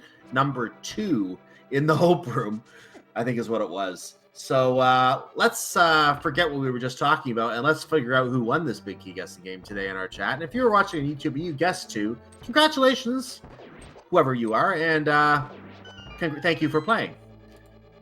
As for our live Twitch chat, let's see what we have. We have the number 2, not said. The closest guess we have... I see a 1, and I think that is our closest guess. I don't see a 3. So, by that process, CureHope88, congratulations. You are the winner of today's Big Key Guessing Game, or at least for this race. Your prize is a shout-out on a Twitch stream after winning the Big Key Guessing Game. Congratulations. Enjoy your prize. Meanwhile, we are going through the gauntlet with Oneup40, and these look like very difficult rooms. I mean, we got BMO's statues on conveyor belts taking pot shots at you. It's naturally difficult, especially when you now have two BMOs on conveyor belts taking pot shots at you, and then you have to walk on ice with BMOs on conveyor belts taking pot shots at you. You can understand why these rooms are so hard, right? That's why Oneup40 is having so much trouble with them, in not staying in them for too long. Yeah, I find that Silver's Butter Sword half magic helps a lot. Yeah. By that point, nothing really phases you. Well, red mail would help too.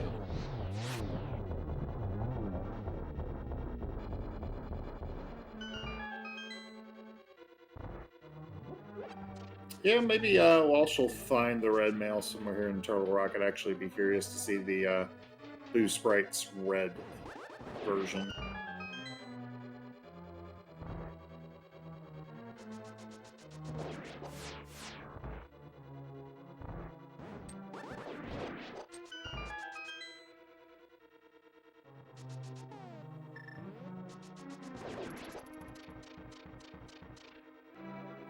And we have a key for rdwalshv in the Lava Island chest.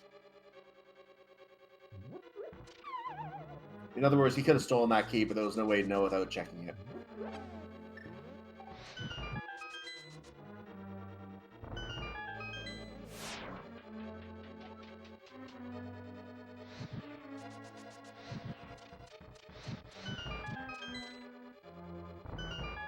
So Oneup40 is proceeding into the first of the rooms that has chests in it up here on the 6th floor. This is the first chest you've seen since the 2nd floor, basement floor, ladies and gentlemen.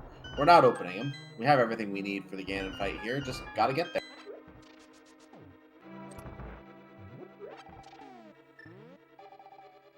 Yeah, And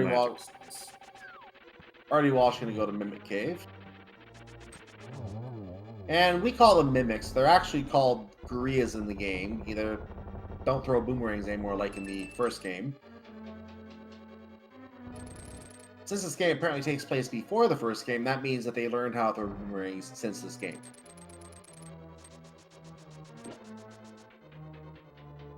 They also stop mocking you.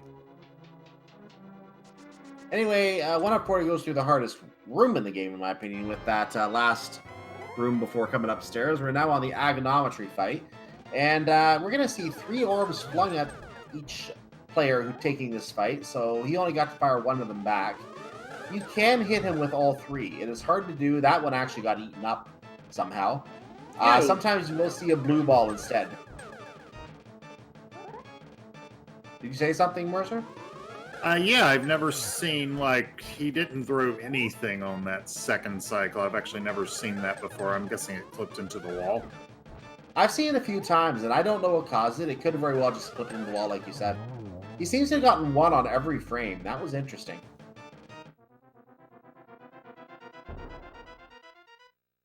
Chat is confirming 1-1-1-1-1-1.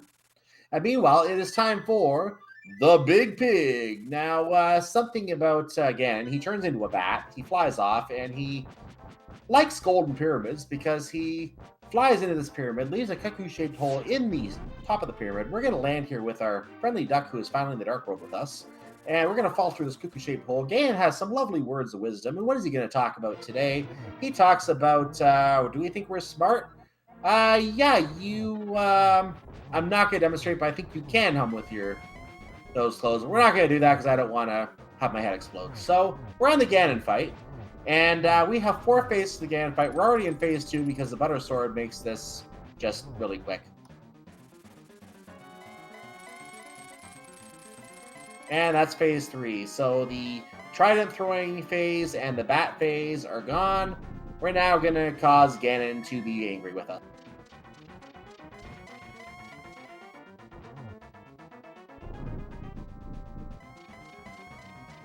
Strangely, you switch to the fire rod there. Usually, if wanting to maximize the torch glitch chance, you'd use the lamp. Okay, going to get that first shot in with silvers. I was kind of wondering about that fire rod selection. And we have his one true weakness. Have a taste of him. It's the glitch with the fire rod there. And Got gets a regular swordless hit. hit in. This Or isn't a silverless. swordless. This is not a Silverless. swordless fight. One up. Come on, or not a silverless fight. Yeah. Anyways, Oneup40 is finished. I will be interested to see if rdwalshv continues to race here. But either way, let's find out if Oneup40 can safely cross a 1x3 bridge. And will the bridge even appear so he doesn't have to fall in the pit? Yes, it will. He will cross it. And he finishes with an official SRL time of 1 hour, 34 minutes, and 8 seconds. Get your GGs in chat. In the SRL channel, rdwalshv submits a GG 10 seconds later, and then his own forfeit 4 seconds later. So he has called it a race. That means we will see if we get both runners in here to chat about this. And by the way, it's worth pointing out, Oneup40, I don't know how many series have already finished, but it's the first one I've seen finished. Oneup40 wins the series 2-0 between these two fine racers. Yeah, that doesn't mean Walsh's tournament is done, though. This is double elimination for groups, so they will continue on to... I don't know if the other side of this group is determined yet or not.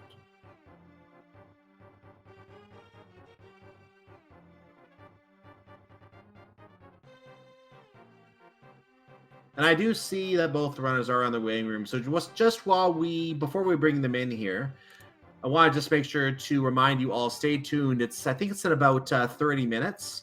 So I'm just going to get the exact names of the racers here. We have a race coming up here in about 30 minutes or so. Yes, 11:20 p.m. Eastern Time. We have Ganon's Gone Wild and Apathy Duck. That is going to be coming up here. And I'm just going to get information as to who the commentators will be for that race very quickly before we bring the runners in. The runners for that race, or the commentators rather, for that race who will be joining you in place of us will be, so far, James FNX and someone we don't know yet. So one commentator's aside, someone else will be joining him, and they will be taking you through the seed on that race. In the meantime, we do have two runners who just finished on this race, and I want to say GG to both of them, and congratulations, Oneup, on winning the series. Thanks, GG. Yeah, thanks, GG, and GG Oneup. Yeah, So- GG, rdwalshv. So what were your first thoughts on tonight's seed, first of all, Oneup? It started out a little better than last night's as far as the gear that we were getting went. Having a bunch of swords show up pretty early was kind of nice. That bombos though, that was hidden pretty good. I was kind of worried because I'd gone up to Death Mountain and cleared a lot of overworld there, and I started thinking, you know, I've got like open crystal dungeons I could be full clearing, and like if everything's in there, I'm going to be in trouble spending all this time on Death Mountain. But yeah, then the bombos ended up being hidden pretty deep, so I think that kind of helped a little bit. But yeah, I mean, it's still never fun trying to hunt it down and wondering if your opponent found it before you did. And something else interesting was that this was an Aghanim seed. So you were talking about finding swords everywhere. Obviously, a good reason to find the swords everywhere. You started with one, first of all. That's not even in the logic. Aghanim being required to get that hookshot means you had to find the swords at some point before the hookshot was required. They did show up very nicely for you. It meant you were guaranteed the possibility of a tempered sword versus Aghanim. So do either of you, and this can go for both of you, do either of you feel that having that early sword changed your strategy in terms of what you did when? I know that I did escape a lot earlier than I normally would, just because like I had the sword, I had an early weapon, and like I wanted to maybe get a little bit more resources, which really worked out for me like at first, because like I got that 300 rupee drop out of like the map chest, and then I got the 300 drop out of Dan because that's where I went after that, and so I was able to do Zora pretty early. So yeah, it made that part interesting, I think. Yeah, I know I definitely changed my opening a little bit. It kind of caught me off guard because I didn't realize that now in V31, I guess if you start with the sword, it's not on Uncle anymore. So I kind of went straight to Uncle to get my sword, and then I got bombs, and I'm like, what is this seed? Is this right? I'm going to be honest with you, this is the first time I've seen it this way too, and I did not know that either. So I we saw the sword on the main screen, and I'm like, oh, they start with the sword. So interesting. So that was news to me too. I didn't know that either. Yeah, it's really interesting because like the Saturday Weekly is like a has like the assured sword, so like for the first couple weeks, like half the field would just be like, "Hey, where's my sword?" Yeah, and so in hindsight, if I had realized that before going into the seed, I probably wouldn't have rushed the castle quite as fast. I probably would have started in Kakariko like normal. But yeah, I mean, it still worked out. Yeah, and then I went down to Mini Moldorm, and I'm like, okay, I'm gonna just check Mini Moldorm. I'm not gonna go over to the Zora area because I don't have the Moon Pearl or anything, so I can't even get into the Waterfall Cave. And then the flippers showed up, and I'm like, well, okay, I guess I'd better go over there. But yeah, the whole time I'm like, I need to get to Kakariko and get all those items. I kind of ended up working out, so I was glad for that. Yeah, how'd you feel about when you were on Butter Sword with 4 hearts and green mail? Yeah, that's the other thing I was trying to figure out. I'm like, why am I 40 minutes into this seed and only have 4 hearts still? Like, did I miss this being hard or expert or something? But yeah, I guess it was just all the health was hidden in deeper into the seed, I guess. Yeah, I was trying to figure out without 4 hearts too. I was kind of wondering if we accidentally rolled an expert mode seed or something. We had to kick the bot for a minute, but no, the hearts just showed up later on. They were very well hidden in this seed, I guess you could say. RDwalshv, was something that came to my mind that happened early in your race that I think unfortunately defined what was going to happen in this race very quickly. You had a bit of an issue with getting to Desert Palace and finding it was boots locked, and there was a chain to get access to Desert Palace. Yeah, the boots being on the shovel spot, like kind of turning that over in my head, like it kind of made sense just to like, because it is a bit of a risk, right? Like taking that book bait into Of desert, course. just because like that there's a potentiality that one of the items is going to be on landless, but like also if you're going there without the boots, you know that you're probably going to be restricting yourself. So yeah, that didn't really feel good finding the boots like immediately after going to Desert Palace, and then realizing like shortly thereafter, oh hey, now I'm triple dipping this stuff. I guess I only double dip because I never went back, but And some people may not understand the gravity of that gamble either. When I say that, you have access to 2 items when you walk into Desert Palace. One of them is going to be either a small key to access the right side or a big key to access the boss. Either way, that is potentially well, one is definitely, but the other way potentially could still be desert locked, and there's a 50% chance that key is going to be on the torch. So it's a very huge gamble to go to Desert Palace and try and check that out. And very more often than not, if you don't have the boot, you're going to be locking yourself there. yeah, I should have been thinking through the decisions a little bit more, but like just needing that one item for like Dark World access, like either the gloves or the lamp, like yeah, it sorry, words aren't happening right now. Yeah, I wish I could have like kind of planned that out better, but yeah, it is what it is. And then yeah, so triple dipping desert didn't feel great, and then like finding the fire rod on day game, I'm like, hey, I did Dark Aga in my last race, I'll do it this race, and then nope, can't do it today, I guess. Yeah, that didn't help either. And No. also, how did you both feel about the double dip Palace of Darkness? That was super interesting, yeah.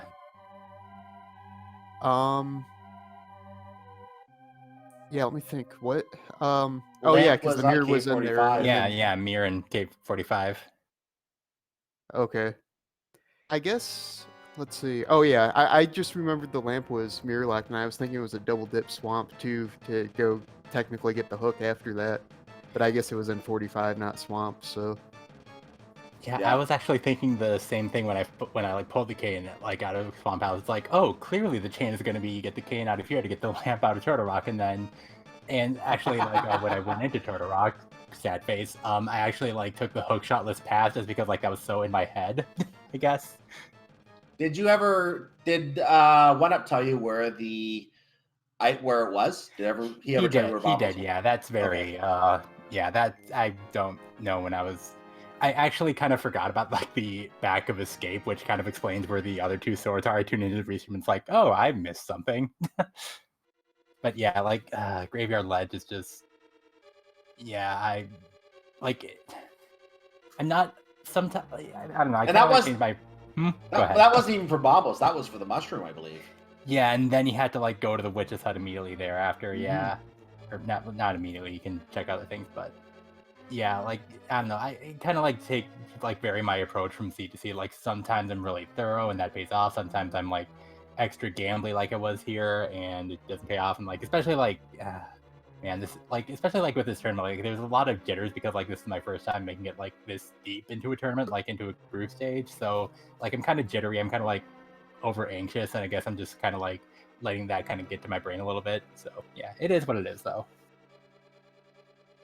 Well, regardless of what happened, it was definitely an interesting race to watch. So all these seeds are always interesting. I never get bored watching one of these because there's always something interesting that you just have to wonder what is going to happen with these layouts. So it's always fun to watch these races. Since we have another race coming up in about 20 minutes here, we should probably start letting them get ready here. So we'll get out of the way here. But any last thoughts from you, Oneup, before we before we do that, one more question. We still have a little time. rdwalshv, is there, given that you went 0-2 and obviously now your tournament life is on the line in the double elimination part of this, is there anything you'll change going into your next matchup or anything strategy wise? Yeah, I think I just have to like be a little bit more thorough, just like play a little bit more conservatively than I was today, and also in the last race. And maybe not like get so anxious like at the first mistake because like last location in Dark World Access, like you can definitely recover from that. I feel with like kind of the rights, but yeah, just got to stay out of my own head. And I'm looking forward to racing Days Cloud or Bwayne. We'll see what happens with that. I just heard you mention Wayne. I don't know who Oneup40's next opponent is, but let's say that it is Wayne. Oneup, is there anything else you would change in your strategy going against someone of Wayne's caliber? That's yeah, that's something I'm gonna have to think about now. Well, yeah, I guess depending on if it's Bwayne or Dazed Cloud, but yeah, it'll be interesting to see how that goes. Yeah, I mean, yeah, it's definitely kind of a decision you have to make. Like, are you still gonna keep on playing the same way, or are you gonna try to, I don't know, make a few more gambles to try to make up like execution time? And yeah, and like the gambles you make still have to be smart gambles. Like, if you just make silly gambles, you're not gonna win at all. Like, you'll make the wrong gambles and lose every time. So Can yeah, confirm. that's gonna be interesting to see how that goes. And now back to what I was going to ask a moment ago. Now that we got a couple more minutes towards the next race, last question for both of you. Any last thoughts from either of you? Oneup, you can go first. Yeah, GG's once again to rdwalshv. We'll see how the rest of this group stage goes. I have a feeling there's a chance we might be seeing each other again, or yeah, I guess I don't know. I don't even know how the rest of this group stage is gonna go. So we'll see. And thanks to you guys, Cyclone and Mercer, for commentating, and the tracker and the restreamer as well. And rdwalshv? Yeah, thanks for the races, Oneup. Hopefully, if we do meet next week, and we'll see how that shakes out. But yeah, hopefully it can be a little bit more competitive than the last two. And yeah, thank you guys for the commentary, and thank you to the Speed Gaming family for restreaming all these races because there's just been a ton of Link to the Past randomizer content over the past couple days, and yeah, it's been fun getting back into the tournament swing of things. Like just so many races, you're learning so many things about like how people are routing, how people are executing. It's like really great. Follow all the Speed Gaming channels, and yeah, thank you to the trackers, thank you to everyone who's watching. Yeah, thank everyone. And I think you just took one of my things away from me there. Yes, make sure you follow these runners. They are the ones who put on the show more than anyone else here for all the races that happen here on Speed Gaming. Make sure you follow both of them. Again, those watching live, the links are in chat. Again, if you're watching on YouTube, the names are not quite exactly what you see on the screen. Oneup40 is what you see on the screen, but rdwalshv is under _Walsh. So go there if you want to give him a follow, and twitch.tv followed by either of those names. Make sure you also follow our tracker, who was Portal Science for this race. Thank you, Portal Science, for your assistance in tracking today's race. And my co-commentator, Mercer, without the E, is where you can follow him. With that said, I wanted to give a quick shout-out to the race coming up next here once again. We're going to have Ganon's Gone Wild versus Apathy Duck, coming on here in about 16 minutes time live. If you're watching it on YouTube, on our YouTube playlist, it'll be following along on this playlist, so keep an eye out for that. And we also have another race that is going on right about 45 minutes in right now. Incoherent versus Lin is going on Speed Gaming 2. If you want to watch that in the meantime, you can bring that up as well. We're going to stay live to get ready for Games Gone Wild versus Apathy Duck. And we also have an early morning race, 6:05 a.m. on the Speed Gaming main channel between Maximum Barnage and Top Life. For those of you who can't stick around any longer tonight, but want to get up early and see some early morning rando, set your alarm clock and turn that one on before you go to work tomorrow. So let's go ahead and wrap it here. Any last thoughts from, I just want to ask, any more last thoughts from my co-commentator Mercer before we start to wrap? No. Okay, then. I will give you the final word in a moment, though. I just want to thank you again, chat, for watching, but make sure you don't go anywhere, because coming up next here is Games Gone Wild versus Apathy Duck. I've been Cyclone, joined by Mercer, and I want to thank you again for watching. Stay tuned. Make sure you follow Speed Gaming, Speed Gaming 2 through 6. Once again, ALTTP Randomizer, ALTTP Randomizer 2 through 5. And have a good night, everyone. Mercer, you get the final word before we wrap.